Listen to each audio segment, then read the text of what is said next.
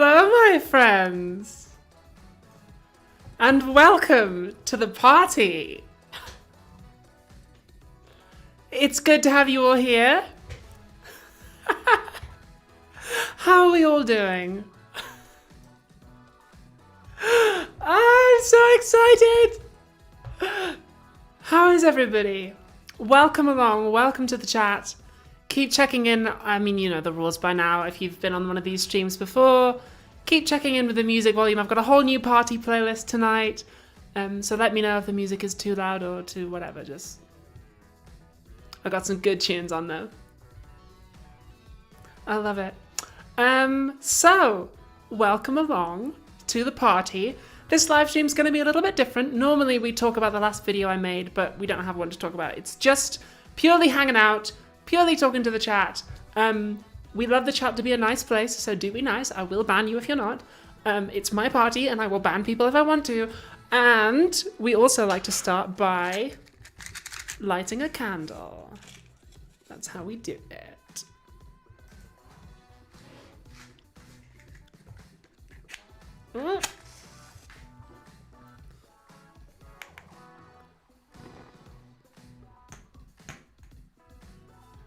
It's kind of spitting in an alarming way. Well, I guess I hope I don't burn to death. But anyway, the other thing I'm going to do is open a bottle of this is actually a normal size bottle. I'm just 12 feet tall in real life. I'm opening this bottle of Noseko, which has 0% alcohol, so it's live stream safe, baby. Hi, Ellen. Good to have you here. How's everyone else doing?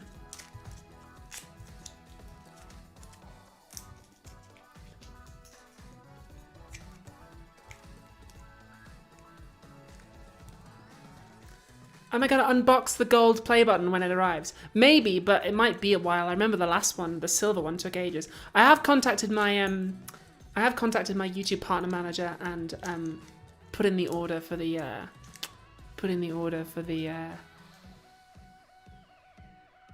frickin' gold play button. Here we go. Oh, it's a screw cap. Oh, I thought it had like a cork. Oh well.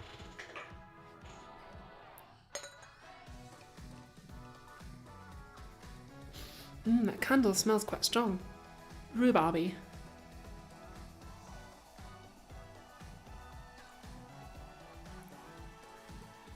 Well, chat, what shall we drink to?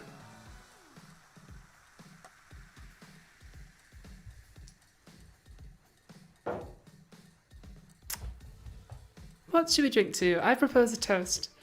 1 million subscribers. Wow. Honestly, never thought I would get this far. Kind of embarrassed about the fact that when I got to 500,000, I said I would retire at 1 million, and I'm not quite ready to retire just yet.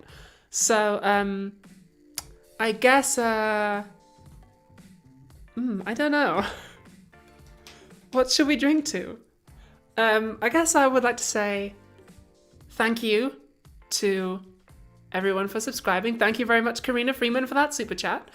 Thank you to everyone for subscribing and watching my weird show for 8 and a bit years. We're toasting to content, quite right, chat. Toasting to 8.5 years of absolute wildness and weirdness. And thank you to all of you for coming with me on this very bizarre journey. I thought that when I came out back in January, it would kind of be the end. I was like, well, this is gonna go pretty fast. But apparently not. Apparently, the channel is just getting bigger, and I feel like I'm getting better. Oh, hello, there's a friend in chat who I recognize. Let me gift my friend with the power of the wrench. Yeah, there's a friend in chat that I recognize. Yeah, thank you all for coming with me on this weird and wonderful journey. Thank you, Jessica Michelle. And I hope that we will keep going. Blessed be the algorithm. You know, we thank the algorithm for the blessings that it has bestowed upon me. And to the algorithm, I owe my first child, obviously. That's the Faustian bargain that I've made with algorithmic Mephistopheles. So, cheers. Anyway, let's see how far we can go.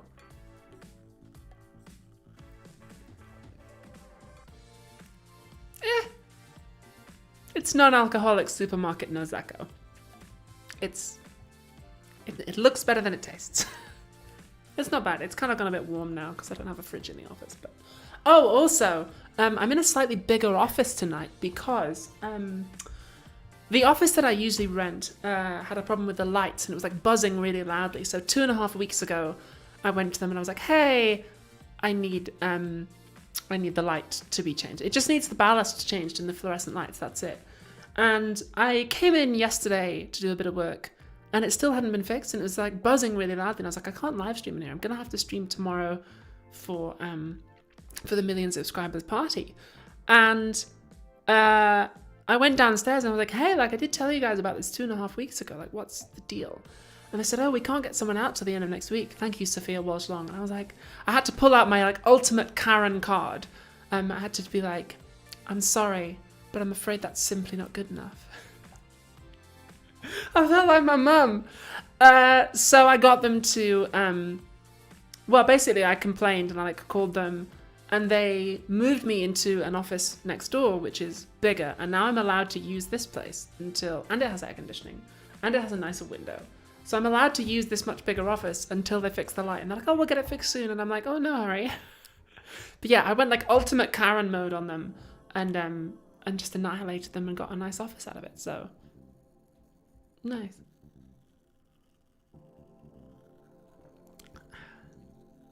Thank you, Atticus Blake, for that super chat.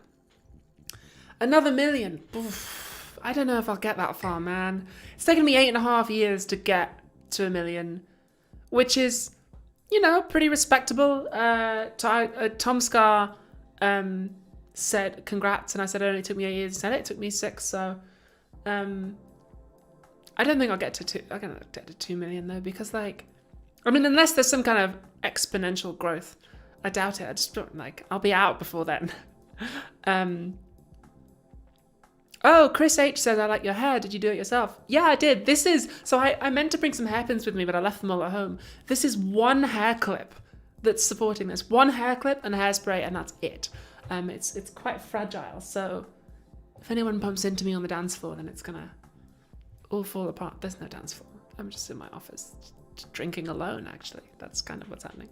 Thank you, Austin SG.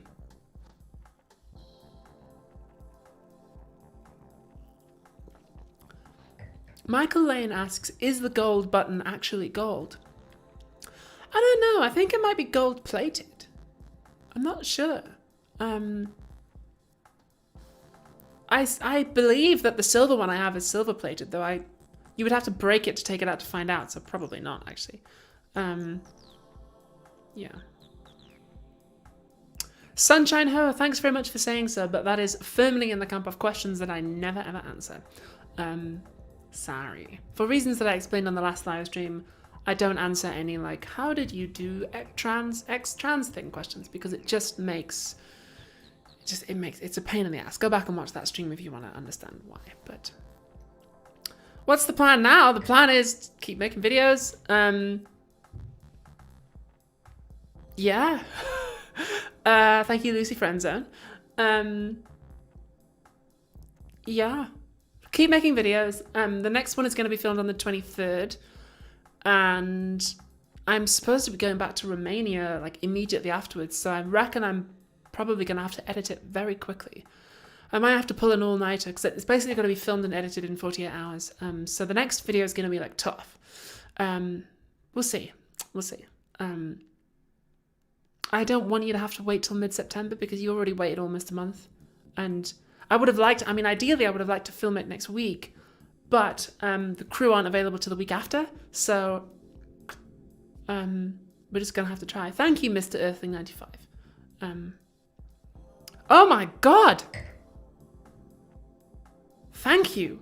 Diana America Rivero. That's, wow, investment.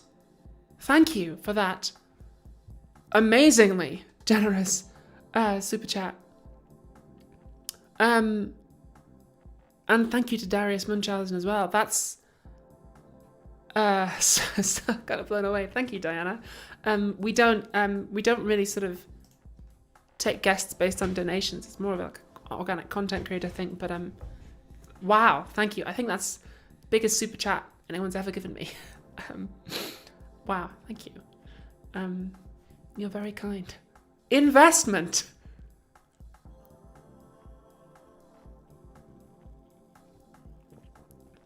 Millie Fiore is watching on mute. Well, I guess you won't know I've just given you a shout out then. Got it. People in chat tell Millie that I said hi. Investment. Hi, Nina. Good to have you here as well. Do you like this kind of like French soft house music I've got going? Anyway, I don't really have a plan for the rest of this stream. I thought we'd hang out for, I don't know, an hour? A bit longer, depending on how good the questions are.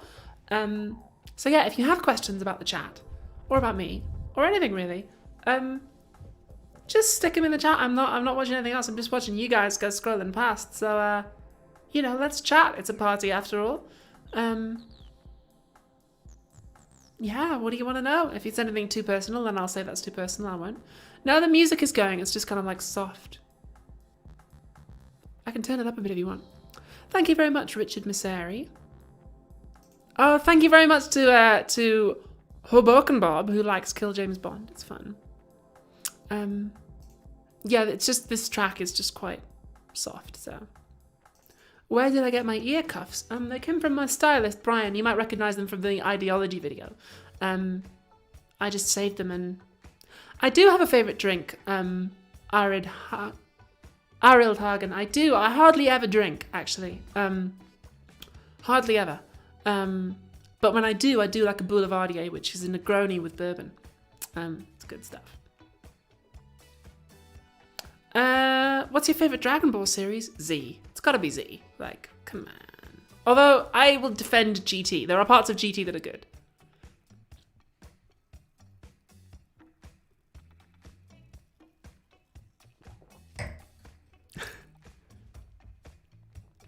How was the shift from acting in male roles to acting in female roles? That's an interesting question. I mean, the methodology is the same. The acting is the same. Same technique. Same craft. I get put up for slightly different roles now, and it's interesting, like, funny enough, I was chatting about this to Lise Vicari on the set of Django, and I was saying that the emotions that I get called on to display when I'm acting as a woman are quite different. Like, I don't usually get called on to, I mean, it's very early days, but I don't usually get called on to play, like, anger or, like, desperation, or like rage so much. But compassion, irony, love, romance, vulnerability, it's just kind of, you just get asked to play different things. But then, I'm going to be in for a long career and hopefully one full of very diverse roles, so we'll see. Thank you, Ava Knight. Yeah, I heard about that protest. I'm afraid that I was not there. I was here in the office, but solidarity. Phaedra or Pielski asks, what's the book that you go back to no matter how many times you've read it? Arda by Vladimir Nabokov. I was just reading it in bed last night and it was beautiful.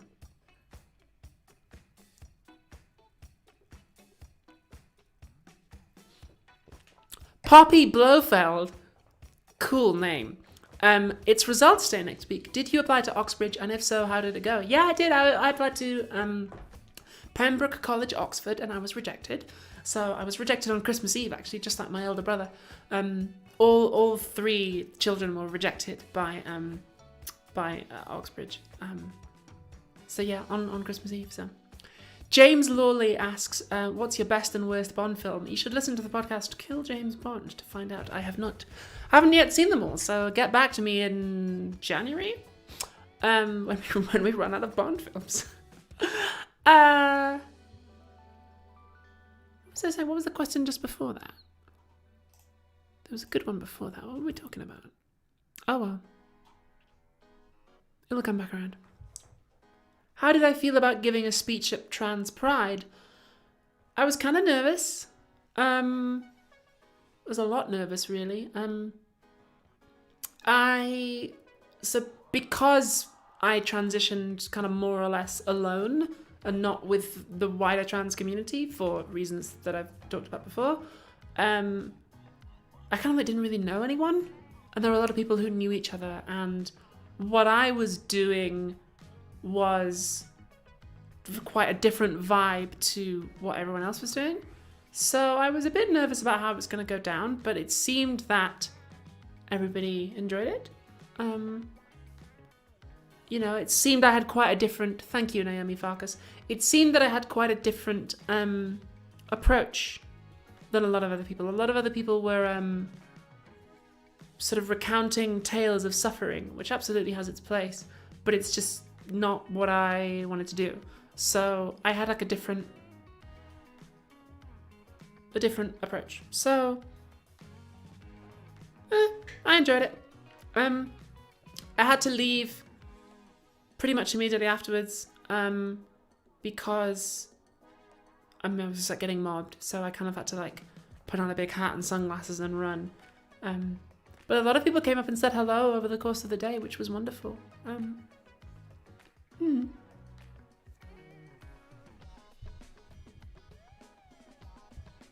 Any details about your play that you'd be willing to share? Not really beyond what I've already told you. I mean, it should hopefully, fingers crossed, be coming out 2022 if we can make it happen. It's difficult. Making theatre is difficult, especially right now because all the theatres are booked. But I've been interviewing directors, and I think we've got one in mind. So we're gonna make some offers. Making theatre is a slow business. It could be years. So be cool. Moshe Jonathan Gordon Radian, thank you for that chat.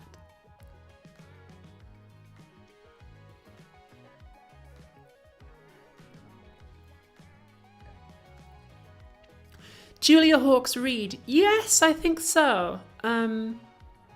Yeah, I think so. I think more and more people are curious about telling trans or trans-inspired stories.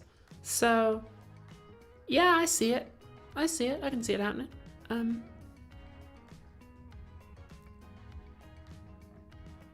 What's your ideal film or TV role? Tough one. I don't really have one. Theatre I do, but not film and TV. I'll play anything, frankly. I'll do anything. I like it. How many people does it take to film one of your videos? It depends, usually. It obviously started off, it was just me. Thank you, Ronnie. No particular... Well, actually, you know what? That is personal, so I'm going to decline to answer that. It's sort of unanswerable anyway. What was I saying? I was answering somebody else's question and I got thrown off. I forgot what it was.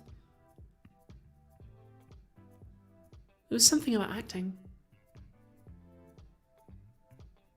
Anyway, yeah, I would do anything. I'd do anything. Film, TV, anything. Because I just love acting. It's good fun, you know? Gareth Watson. Ooh, I don't know. It's pretty even for me. If I was going to have one, I'd want a cat, but only because that's easier, you know?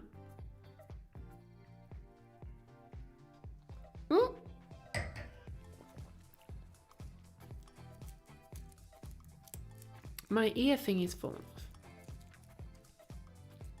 I think you'd be great at sketch comedy. I did it for a few years at university. I got my start doing stand-up and sketch comedy. That's kind of some of the first things I ever wrote was stand-up and sketches. So, yeah. Oh yeah, how many people to make one of the episodes? That was it. Thank you for reminding me, Lord Eternal. Reeftman, I'm gonna pause the chat there to I'm gonna pause the chat to make sure I don't miss anyone. I've just forgotten what it was again. How many people to make one of? So yeah, obviously it started off just me. But now there's me and usually at least a camera operator. Since I came out, I've been hiring a makeup artist. because I can do my own makeup, as you know, but it's like helps to like elevate it and also to do it efficiently and quickly and suitable for the camera, and also to have someone who's got an eye on the monitor and who's like checking and doing touch-ups on the makeup, because it just saves us time. And I've also, since I came out, been working with a stylist, so that's minimum 4, sometimes 5 if we're doing tricky camera stuff and it takes 2 people. So I'm gonna answer these questions in reverse order. Jen Sell, would swag be too tacky? I'd love a cute Philosophy Tube t-shirt. Babes, I've had a merch store for like 2 years. You can check the descriptions of my videos and there'll be a link to merch. I think some of the designs are a bit outdated, but I've got shirts and I've got pins and I've got all sorts. Reefterman asks, how did you end up working with the Trash Future guys and gals? So I don't work with them, we're just mates. And I just like go on their stream every now and again for the crack. But I think I followed Alice Avizandum on Twitter for a while, and then I listened to her podcast and then just kind of became friends with all of them. And yeah, so I don't work for them. We just chat. Nix Kane, that's kind of a personal thing, and I mean, it's up to you. That's your name. You can do what you want. I would be very, very careful about naming yourself after public figures, though, because what if in 6 months after you sign the deed poll, what if I do something and I really disappoint you? So there will be an idea of me that you have in your head which may not end up being accurate, babe. So I would be very cautious about doing something like that. Thank you, Ekavu Pointy Horse. And have you found any new hobbies under lockdown, says Katie Fenn. Not really. I mean, no. I got good at makeup. Took more of an interest in fashion. Yeah.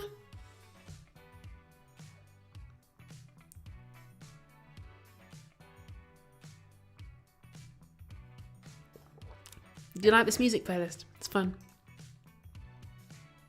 So like soft house and disco. It's fun. What's your favourite colour, says Dame Luck. I don't really have one. I have been wearing a lot of white recently, just over the summer. Because I kind of like it. Looks good.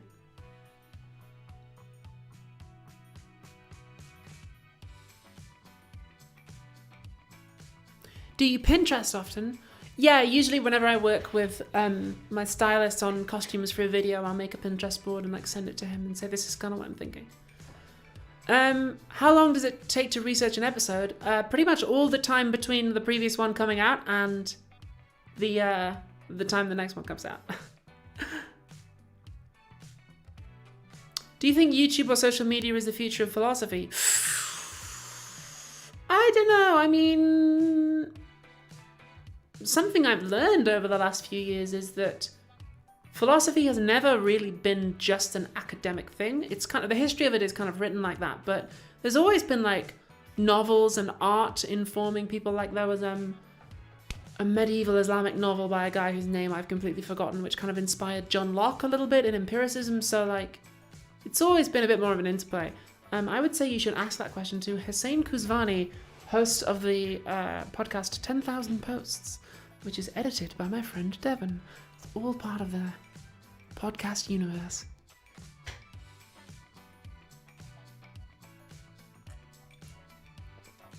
Have you read Dune? And are you excited for the movie? I've never read it. I am excited for the movie though for 2 reasons. Firstly, I saw the trailer and I was like, whoa. It just kind of looked cool. I was like, oh, I really want to get back in a cinema. I've not been back to the cinema yet.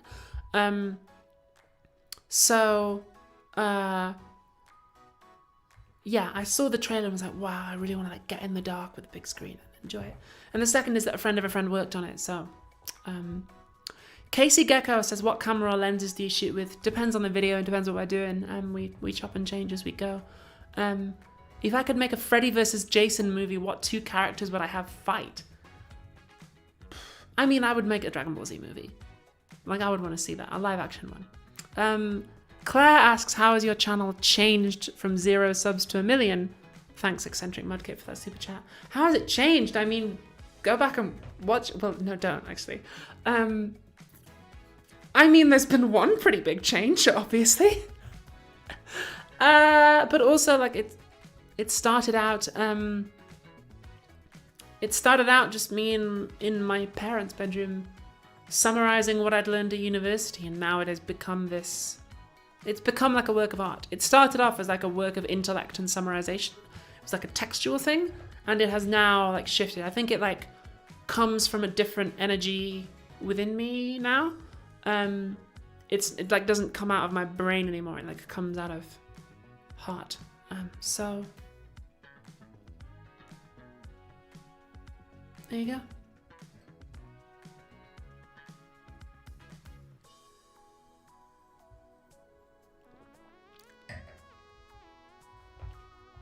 Kyle Does Art went to the cinema for the first time since lockdown today. Oh, cool. What did you see? Maybe I'll have to go and see Dune.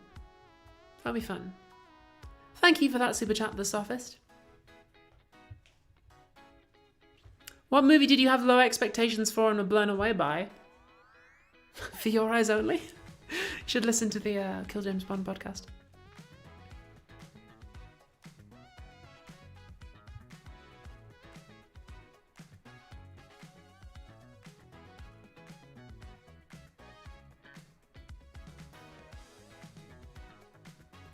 Pixley Dust says it's a romantic answer. Which one? Thank you, Erica Kerner. What are some of your favourite podcasts? Kill James Bond is my favourite podcast because it's the one that I'm on. No, I mean, I do also listen to Trash Feature. I don't usually miss an episode of Trash Feature. Let me open up my podcast apps. I listen to Trash Feature on the bonus. I like the bonus feed. I still listen to Ballin' Out Super. I tune into Ballin' Out Super every now and again. I like it. Bye, Claire. I used to love Reasonably Sound when Mike Rignetta did that. Sophia Walsh Long says, will you voice Nils Ortega? No. I probably can't say. But anyway, I think I've been approached for some involvement. I don't think nothing's been signed yet, but my Lindsay's people are talking to my people. Who are the top 5 actors or actresses you'd like to do a movie with and why? Anybody. I'm happy to do a movie with anybody. It'd be great to work with Tony Hopkins. I just think it'd be cool. And Patrick Stewart. But working with a famous actor is. It's kind of the same as working with anyone else. What excites me is working with actors who are really good to work with. That's what I like. And they're not necessarily the most famous, and the fact that they are really good to work with isn't necessarily something that only comes across on screen. You've got to be there in the room. So for instance, I'm allowed to tell you that me and Matthias Schoenaerts are both in Django. Matthias is great to work with. I really like being in scenes with him. He's a good actor. He's generous and he listens, and I've learned a bit from him as well. So yeah. Oh, other podcasts. I do listen to 10,000 Posts every now and again. I enjoy that. I think it's a really interesting subject matter. Occasionally, I might listen to a bit of QAnon Anonymous, but I'm not religious about it. Yeah, that's it really. I like to put on a podcast while I'm cooking, or sometimes if I'm playing a video game and it's not a story mission, I'm just Assassin's Creed, we're just running around collecting things. I just like to kind of zone out and have a bit of a. In fact, I might even do that tonight after the stream. Be nice.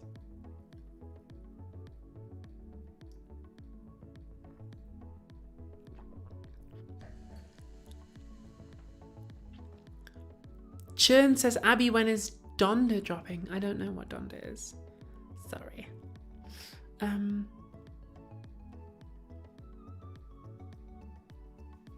Oh, this song's fun.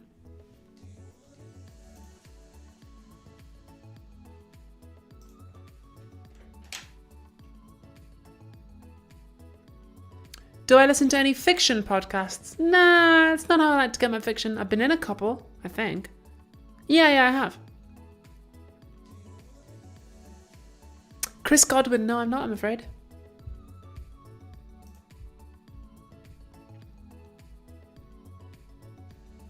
Will you ever guest on Well, There's Your Problem? Yes, we've been trying to make it happen for so long, but we can't think of an engineering disaster that kind of relates to anything that I do, so. Little Mushroom says, what's a fact about yourself that no one knows? Why would I tell you?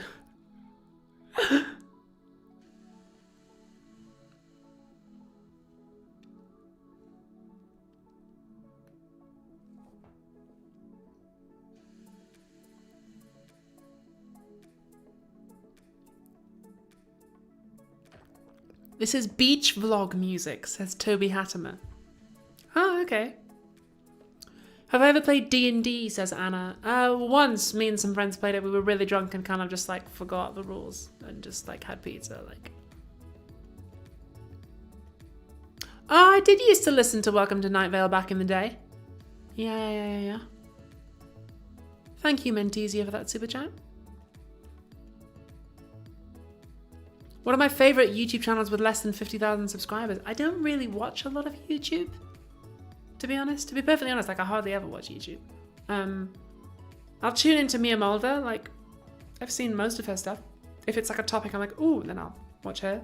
How many subs does John Duncan have? Let me check. Does John Duncan count? I don't want to dunk on John Duncan. John Duncan has 5,500 subscribers, so yeah.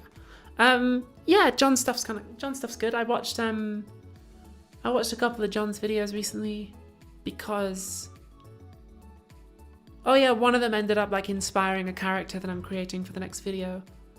Or what like helped me research what to do with the character, so. Wait, does Mia have less than 50,000 subs, or I've just completely owned Mia?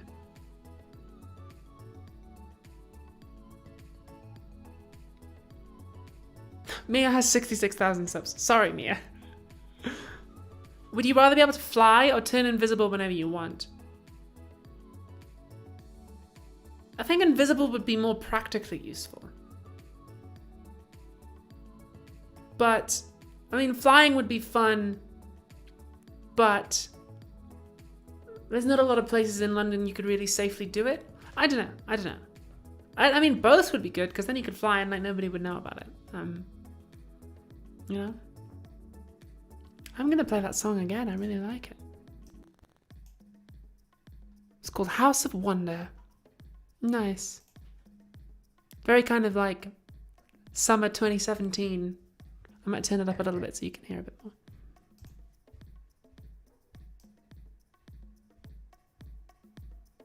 I was listening to a lot of music like this back then.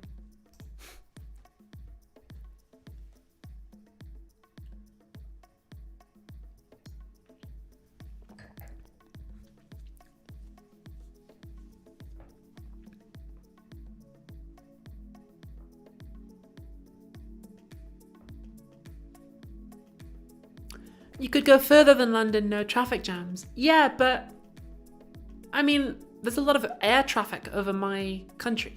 I feel like flight is like kind of a dangerous power to have in 2021. It's be very easy to get minced by an aeroplane. So.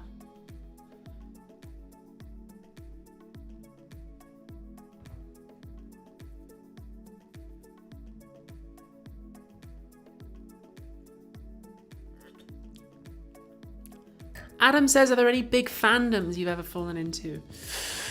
I mean, back in the day, I did used to watch a bit of My Little Pony back when that was a big thing. I wouldn't say I was like in the fandom, but like I knew it. And I, you know, now everybody who was into My Little Pony is either a Nazi or a trans woman, so. Thus went to the bronies.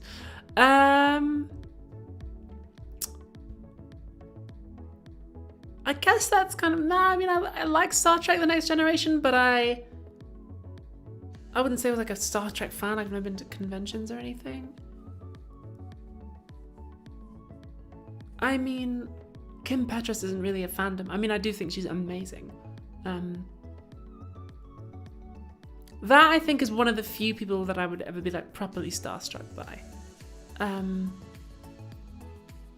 Because I've had the good luck in my life and the privilege in my life to kind of meet and know quite a few people who are like fairly famous. And also I've been on the other side of it. Like I've been like in the situation where people are like stopping and taking pictures and like shaking and crying and stuff. So I've kind of done that, and it kind of inoculates you. And also like the nature of doing acting as my job means that when I meet a famous actor, I am more able to relate to them like on a professional level. I'm like, okay, this is somebody that I could work with, which immediately like brings things down a bit. But I think like Kim Petras is one of the only people where I'd be like, wow, like I don't know if I'd really be able to speak. So yeah, that would be amazing. No, she was not the person I'm trying to get on the show. No. I'm not going to tell you the celebrity who I'm trying to get on the next episode of the show, because I have turned the fact that I couldn't get them into a running joke in the episode, and I don't want to spoil it. So.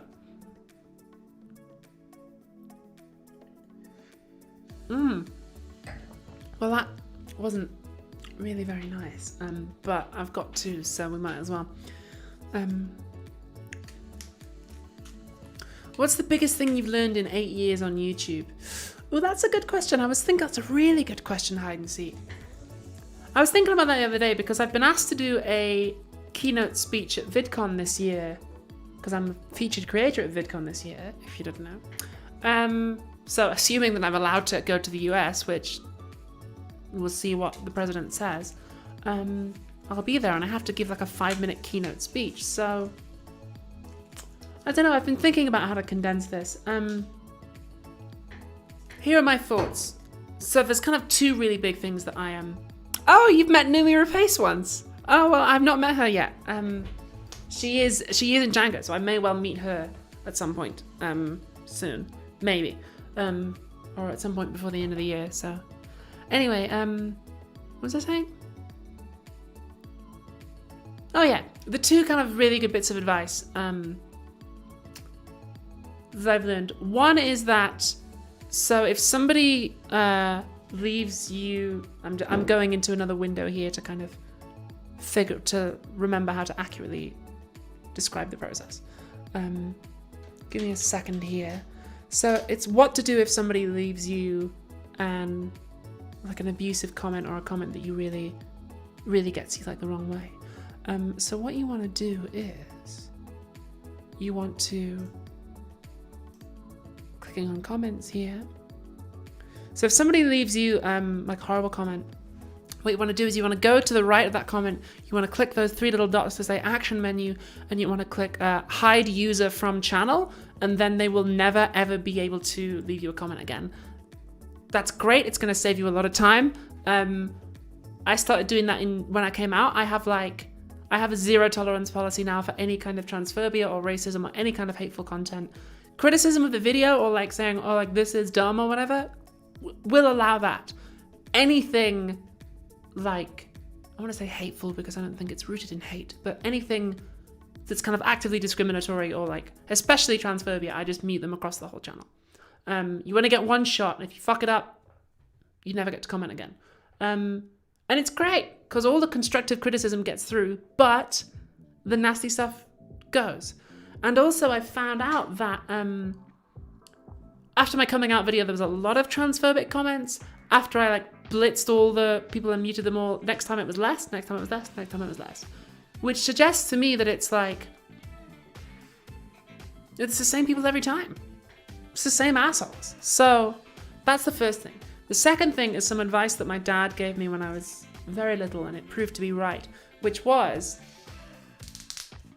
no matter what you do, no matter what career you end up in, no matter what your job is, the most important thing you can ever have for your career is a reputation for being good to work with.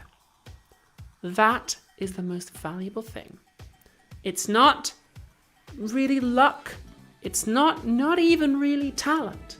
There are some actors, like if you go and see a stage play, you will occasionally see a professional stage play where there's like one person in the cast and you're like, oh, I don't know why they're in it. Like, they seem to not be on the same level. And it's usually because that person is really, really nice and they are great to work with.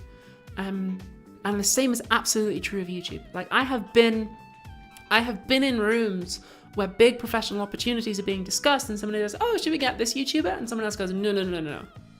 Not working with them. Completely unprofessional. Like, he's been doing some really weird tweets, or, oh God, no, you don't want to work with her. Like, she's just like really unpredictable, or, like we sent her an email for a project 3 months ago and she never emailed me back. Like, she never didn't get back to us for 3 months and like strung us along. Like, the best thing you can have is a reputation for being good to work with.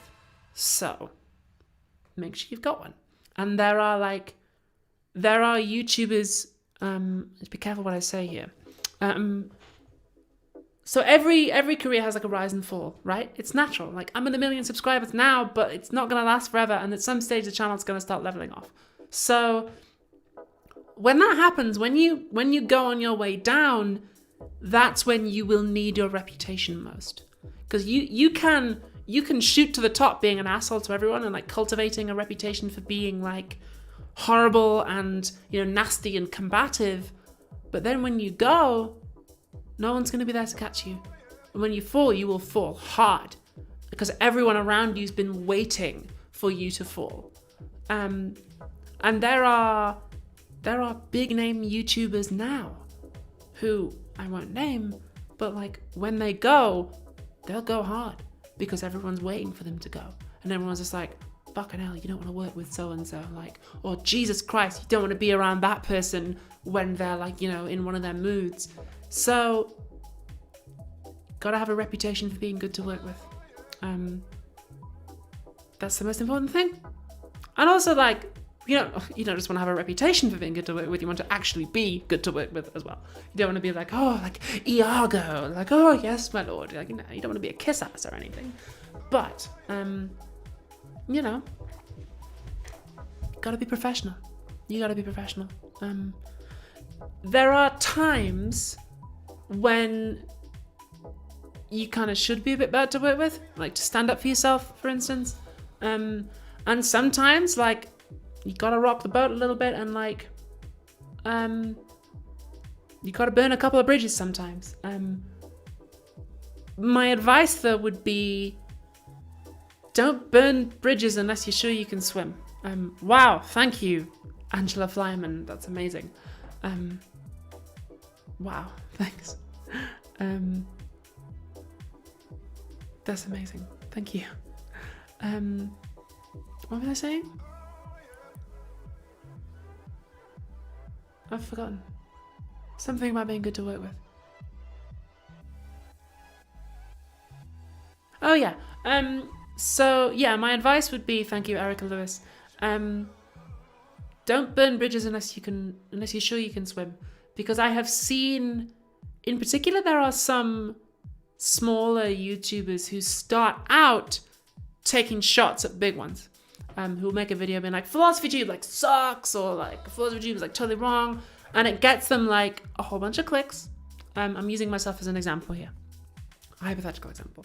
They get a whole bunch of clicks and it does well, but then after a few months the initial hit starts to fade. Thank you, Nava W.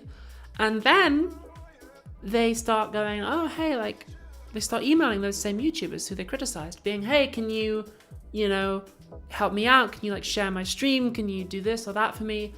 And those big YouTubers are like, no, I'm not gonna help you out. And it's like, well, yeah, you got an early boost to your career by being bad to work with, by, you know, like personally insulting people, or like not treating people like colleagues, and it hurt you.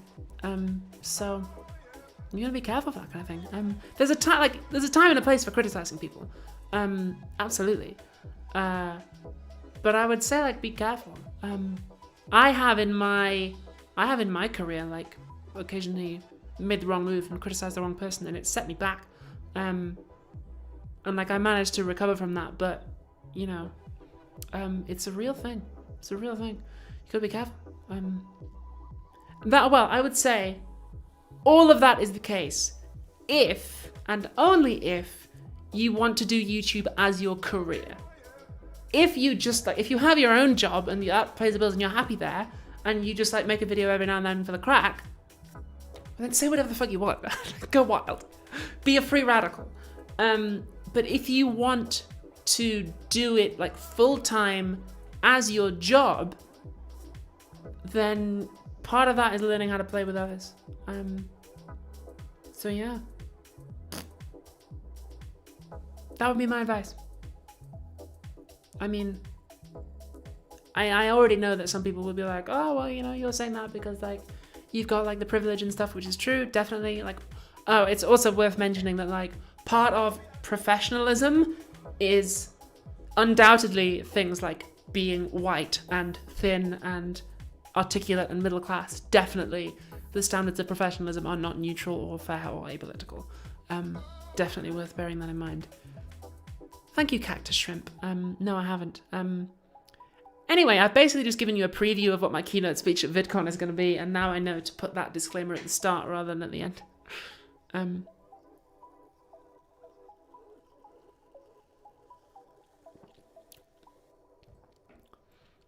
When is the next video going to be coming out? So the next video is the 1 million subs video. It's not really a special. It's well, like every video is different. So I am kind of doing something different in that every video is different. So we are filming on the 23rd, and then I'm supposed to be going back to Romania for Django like immediately afterwards. So unless I can film and edit this video in 48 hours, which is possible, but it means I won't sleep.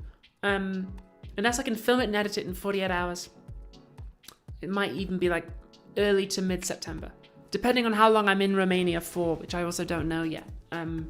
So I'm gonna try and get it. I'm trying to get it out as soon as possible. But remember that a delayed video is eventually good, but a rushed video is bad forever. C.R. Smith, please don't ask me questions about my personal life.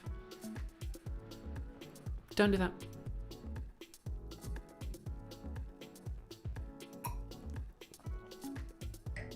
And by the way, the answer to that question like would have been the same no matter who you said.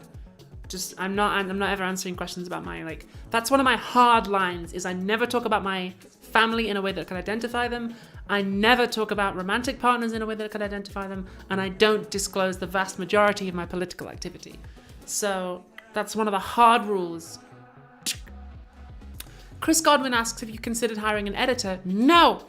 I won't let anyone touch my baby! My baby! No, the edit is often where the creative, you know, it's where the kind of magic happens. Because it's the bit of the process that I can't really predict. Writing, scripting, and to a certain extent filming, I like know kind of what it's gonna look like. But the editing, there's a special kind of magic to the edit. Because sometimes, you know, I might listen to a bit of music and be like, oh, that's giving me inspiration to like do this, or oh, like I'm moving this around, or like. So no, I won't let anyone else touch the edit, because the edit is a magical time at which the kind of like, you know, you begin with the totally blank canvas, the video could be anything, and then the script kind of narrows and narrows and narrows it, and then the filming kind of narrows it even more when you've got a couple of good takes of each time, but then the edit, the creative possibility kind of expands again. There's kind of this like, well, it kind of goes like that. It's kind of a pointy thing. So the edit is a magical time, and I don't let anyone else touch that. So, Jazzy B says, have you found it hard working on content that other people have written, directed, and produced rather than your own work? No, I've been doing it my whole life. Because I'm an actress, so I've been doing that since I could talk, really. So.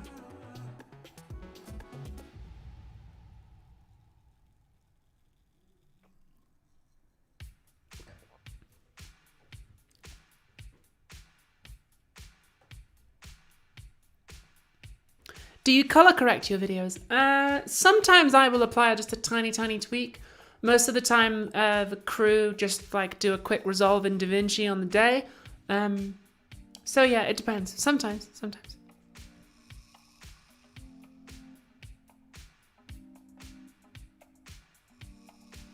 editing,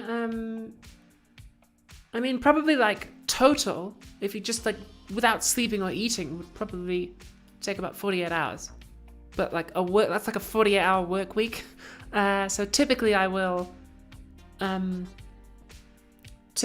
sort of work 2 or 3 13, 14-hour days when I'm editing. Tune. Thank you, Erica Lewis. What advice do you have for finding community to discuss the subjects I present in my videos? Twitter.com, there's a PhilosophyTube subreddit. There is not a Discord, and there never will be. And there never was. There's never any Discord here. YouTube.com, I mean, like coffee shops, reading groups, comment sections. Go wild. Go wild.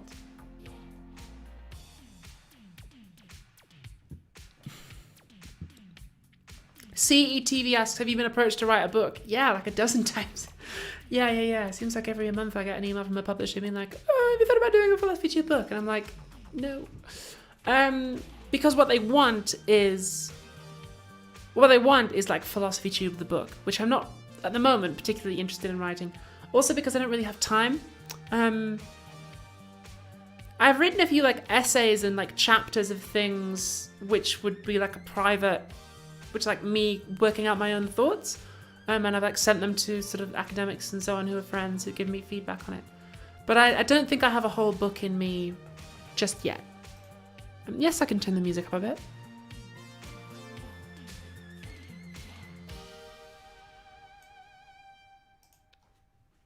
No, I have not watched Bo Burnham's Inside, and it has now reached the point where, because I'm a contrarian, I will now never watch it because too many people have told me to. Sorry.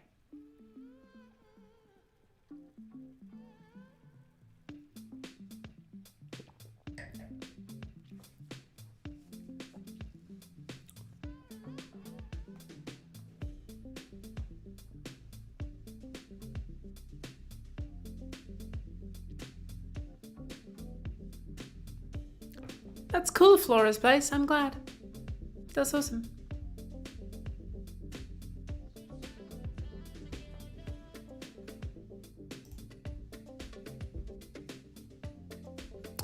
Oh, I kind of don't want to go because I'm having fun. So why don't we go? But I've got to allow some time to pack down the set and then get home. So why don't we go for another... Why don't we go to like a roughly 1:45? We'll say 1:45 at the latest. Because usually like... Because we've been going almost an hour already. Usually like at some point the same questions will start repeating because it means new people are coming in. So at that point we'll kind of go. But well... Yeah, you see already Emma Spatz is asking about the costumes. We already spoke about that, so we're starting to get the same questions again. But I know, I want to go for like at least an hour, so.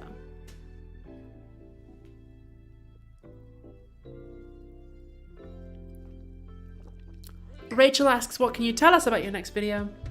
I mean, the bibliography's on Twitter. You can go and check it out. I think my stylist has just sent me just an hour or so ago some previews of possible costumes, so I'll deal with that later on.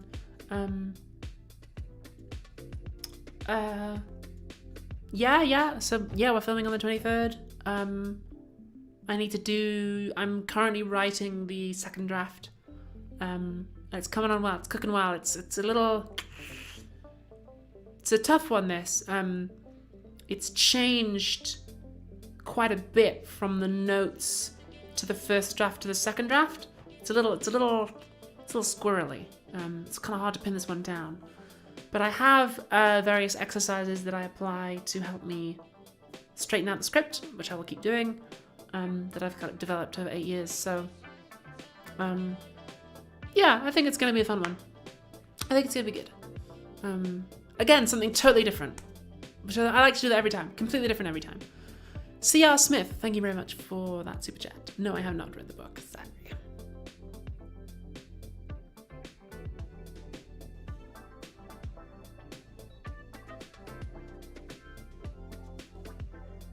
What are my thoughts on Cars 2? You should listen to the podcast Kill James Bond on the bonus feed.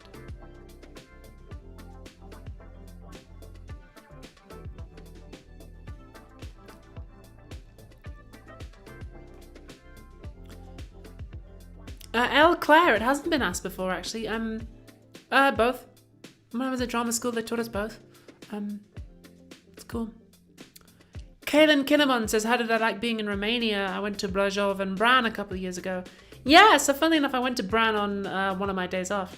I mean, honestly, like I haven't been able to see much or really any of Romania other than like what I can see from the window of the car when we're traveling to and from the set. So it's very beautiful. And other than that, it's well, I mean, I'm there to work, so I haven't really seen much of Romania. I've just spent most of my time on set or asleep, so that's the nature of the job. Or like in my trailer. Opinions on Jeff Bezos? I'm anti.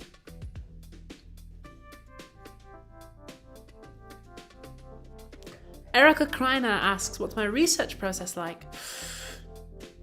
I mean, I just read a lot of books and articles and I take notes on them. And then I usually, if I have a thought about the note, then I'll indent it. Or if I have a joke that's inspired by something I've read, then I'll indent it. If I'm inspired, so my Google Doc is divided into 4 sections. Ideas, which is like the questions that I have. Production ideas, which is like, what if I did this kind of costume, or what if I filmed it here? Then sources text, sources video, and I just line up all the sources and just chew through it. And then usually I've developed a feel now for when I've done enough research and when there's enough in my notes folder to like be like, okay, here's an episode. So I'll usually type up a very difficult and rough first draft and then tighten it up and find the through line a bit more. So that's the second draft is for like, first draft is for content, second draft is usually significantly trimmed and then the structure starts to come together. And then like third and fourth draft is for like jokes and pissing around. Sometimes I only do 3, but sometimes there's 4. There was an episode once, it was the Royal Family one, which I did 3 drafts and then, no I don't, Jamie McRae. I did 3 drafts of the Royal Family one and then basically I stayed up all night having a lot of sex. And then in the morning I was like, that was great, I feel really energized. And I was like, I threw out the script and completely rewrote it and made it into a comedy. Because before, the first 3 drafts of the Royal Family episode were very like serious, and it was about like it was like about my parents selling my childhood home, and like how do you let go of this thing that's been there all your life. And then I completely threw it out, and I was like, I'm gonna make it a horny comedy because that's the energy I've got right now. And it proved to be a massive hit. So sometimes things change a lot. Freddie Mercury fan, I don't really have any tips for reading faster that would be helpful. I'd just be like, just read it faster. I didn't realize this, but apparently I read at like a freakish speed. So I am like reading the chat now. I can like, apparently I can just read at an incredibly fast speed. I didn't realize this until someone was like, oh, hey, like, how do you read so fast? And I was like, can you not? But I don't know. It's been like that ever since I was a kid. I was quite an advanced reader even as a child. So, Charisma Horn and Fry says, how long does it take to write from the first draft till I'm done? It varies. Sometimes it takes a couple weeks. Sometimes it takes months. Usually like 2 or 3 weeks.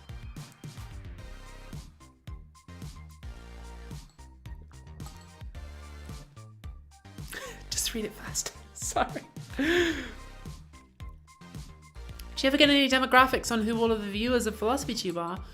No. I haven't opened analytics in years. You go mad. Well, some people can deal with analytics, but I can't. I can't do that.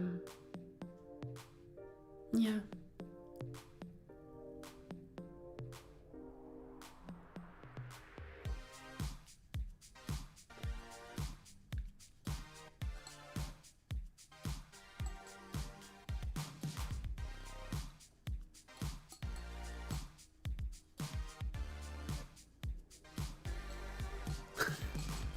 Rowan Crump says Black Rod. Oh, Nigel Piss was good.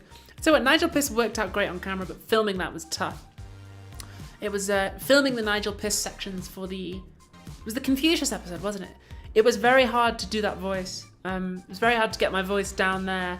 And also like the costume was hot and the moustache kept falling off. Like it was a very, specifically the Nigel bits were incredibly difficult to film and took a lot of tries. But yeah. Oh yeah, I'm into more like French house music.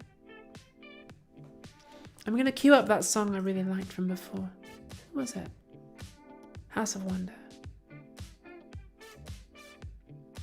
was good. Yeah, and that'll take us into the end. Nigel Pearce. So we've probably got about like 10 minutes left. Get your questions in now. Nigel Pearce was a good character.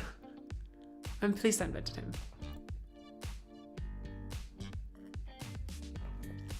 He was one that like, he strolled into my head fully formed. There was no like, I didn't need to like work or develop him. I was just like, I am saying Nigel Pearce. Like Fuxy says, sounds like you're saying Nigel Pearce. I am. A character that I played on the show is Sir Nigel Pearce. And yeah, he strolled into my head fully formed. I was like, oh, brilliant. And all like the Chirons at the bottom, I had a lot of fun with them. Like owned slightly too much World War II memorabilia. It was good fun. He's not based on a particular person, no. Thank you, Brian Keenan. Tips for protecting your heart from the trolls. Mute user across channel. It's your best friend. Just mute him. Are there any new characters you have in mind, says Jazzy B? Maybe. You should tune into the next video. Y'all should definitely tune into the next video. I think you'll like it if you tune in. It'll be good. Damn, this music is sick. I'm probably just gonna keep this for future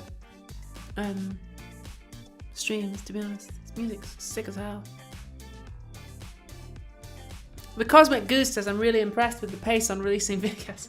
Well, if I could afford to have my crew all the time standing by, then it would be a lot faster, you know? If I could film, I mean, I could potentially have the video like filmed by the end of next week if the crew were available, but they're just not free till the 23rd, so yeah.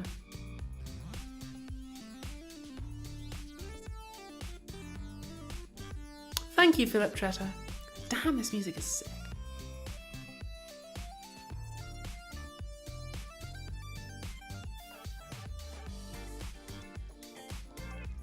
Default Gaming says, would you recommend drama classes? Well, depends on your situation. Like, so in the UK, it's not uncommon to have to audition for drama schools several years in a row, because it's that competitive. I think it's like more competitive than law in the UK.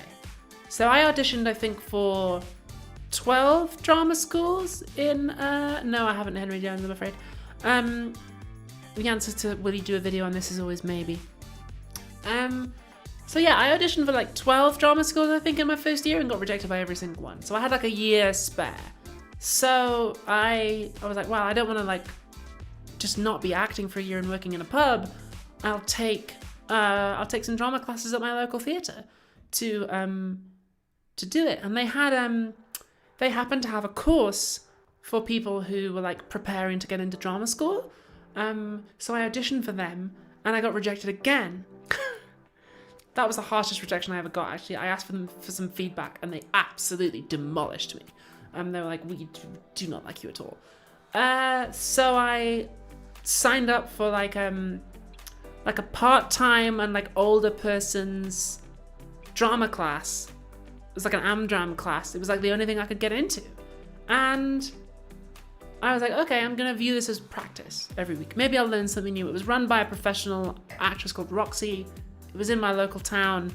I thought, you know what? Like, I'll do it. I'm not too proud.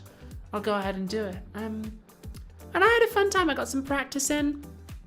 I met some fun people who were kind. There was one guy who liked to do, you could like bring in your own speeches, and there was one guy who did the Joker. He just loved being the Joker. I forget his name. I was like Amil or something. Fun guy, really nice guy, but just like harbored a dark desire to be the Joker. And I'm like, okay, cool. it was good practice. I had fun, like, and it was a safe place to like practice and to make mistakes, you know. Yeah. And like I did a lot of bad acting in that class, but it was a good way to practice. And like I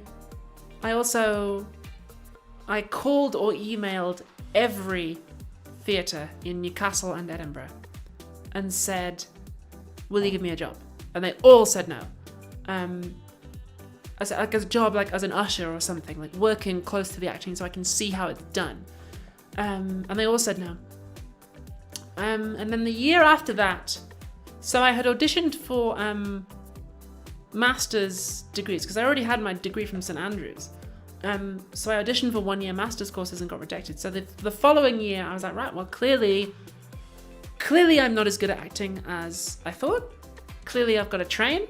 That's fine. That's cool. I will start at the very bottom and I will audition for 3-year BAs. And I auditioned for a whole bunch of drama schools. And I remember going to East 15 and I did the BA audition. And then we broke for lunch. It was a morning and an afternoon session. We broke for lunch and somebody beckoned me aside. And I was like, what is it? And they said, you're auditioning for the BA. I said, yeah. I said, the directors of the MA course want to see you now. Come on. So they put me in a room with the head of the MA course, Andrea, who would be here all night if I was listing her virtues. But at that time I didn't know her. She was kind of intimidating. Did my speech for her. She coached me through it. She was like helping me change it. She taught me a new technique, and it was a way of testing how quickly I could pick up stuff. She taught me this new technique. She spoke to me a little bit and like got to know me a bit. And I like picked up the new technique and applied it. And she was like, and I, you know, didn't get it perfect, but she was like, good. Like, you listen, you can do it, you know. Did it in front of some of the other MA judges, facilitators, I guess. And I had a really great time. And we went to, Andrea was like, we're going for a drink, come to the pub with us and I'll buy you a pint. I was like, okay. So we went out and she said, now, you auditioned for the BA. Why? And I said, well, I auditioned for an MA course 12 times at other schools and got rejected. So I figured I need more training. She said, what have you done this year? And I said, well, I went to some drama classes and did as much acting as I could, like worked in a pub, did a YouTube channel. And I said, I guess I just need more training. And she said, no, you don't. She said, whatever you've done in this year, you're ready. And she said, this MA course is the Top Gun. We will teach you 3 years worth of material in 1 year. We will make you industry ready in 1 year. And that's why we only take the best, the people who can like learn it. But I tell you something once, you learn it and you apply it. Like that's the level you've got to be at. She said, from what I've seen, you can do it. So she said, if you want it, and if you think you can handle that, this is the place to be. And I was like, okay, wow. So that was the place I ended up going, and it was amazing. I will never. Yeah, it was one of those drama schools where they really like, they try to, it doesn't work on everyone, but it sure as hell worked on me. They try to completely remake your personality. And it worked. It worked on me. Jesus Christ. I was a very different person coming out. And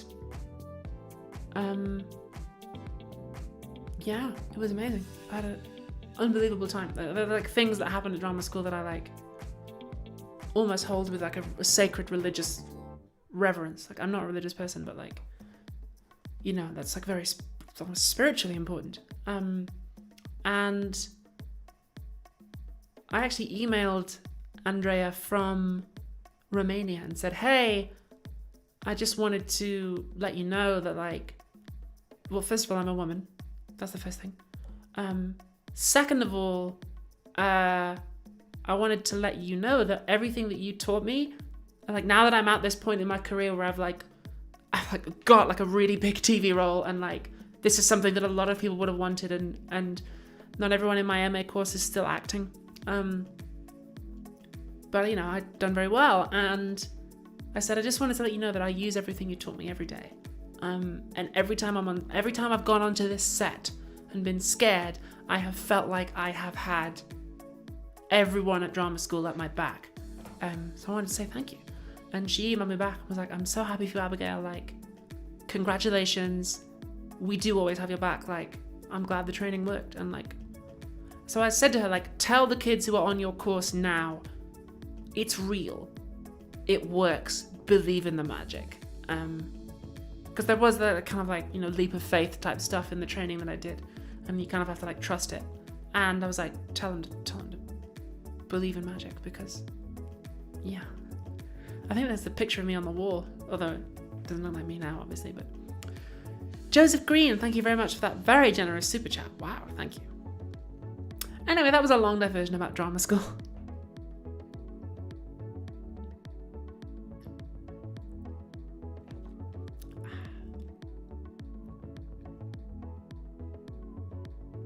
Oh, we're on this song again, yay. Summer 2017. Wait, was it 2017? No, this is Summer 2018 music. I'll turn it up.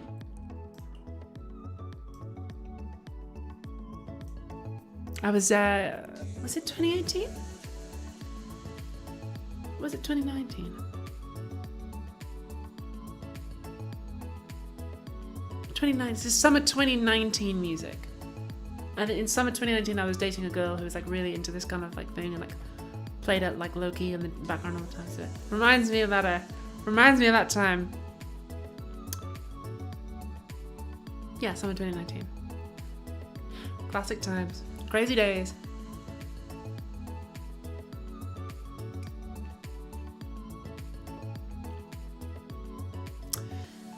Nina, I'm afraid I don't have any pets. I would love some, but my landlord does not allow animals. Sorry.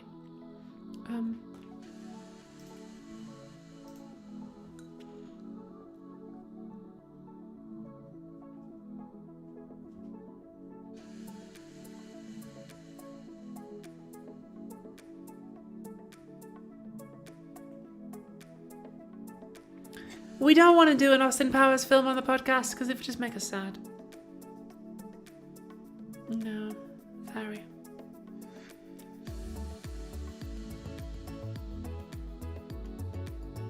Favorite Kim Petras song? I mean, it's a dead heat between all of them. Like, it depends on what mood I'm in. There's one for every mood.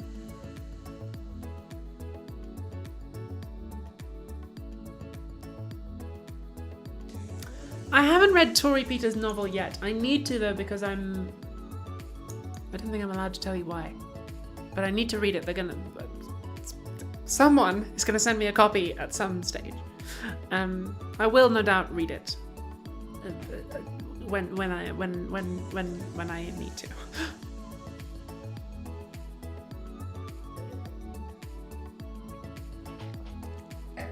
I'm not sure I'd buy that again.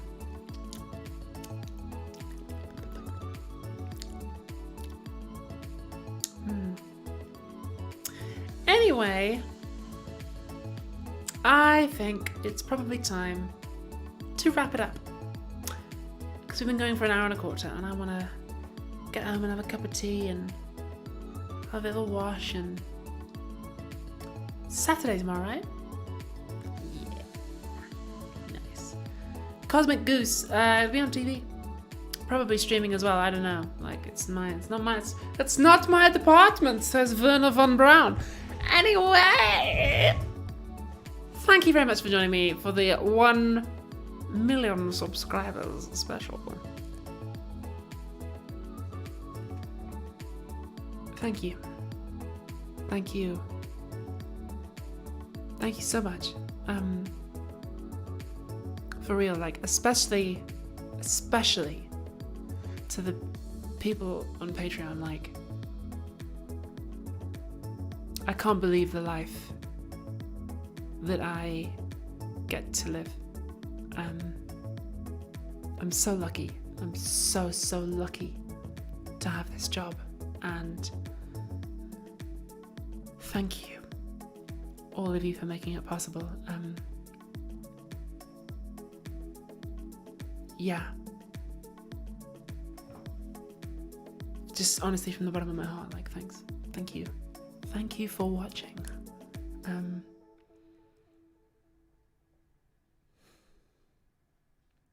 I'm a very, very lucky girl. And it's because of all of you that I get to have this amazing life. Arguably, like, because I'm a trans woman in the UK, it's because of you that I get to have any kind of life. This is an amazing job, and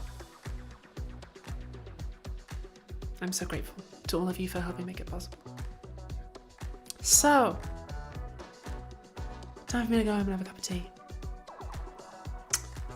Good night, everybody. Take it easy.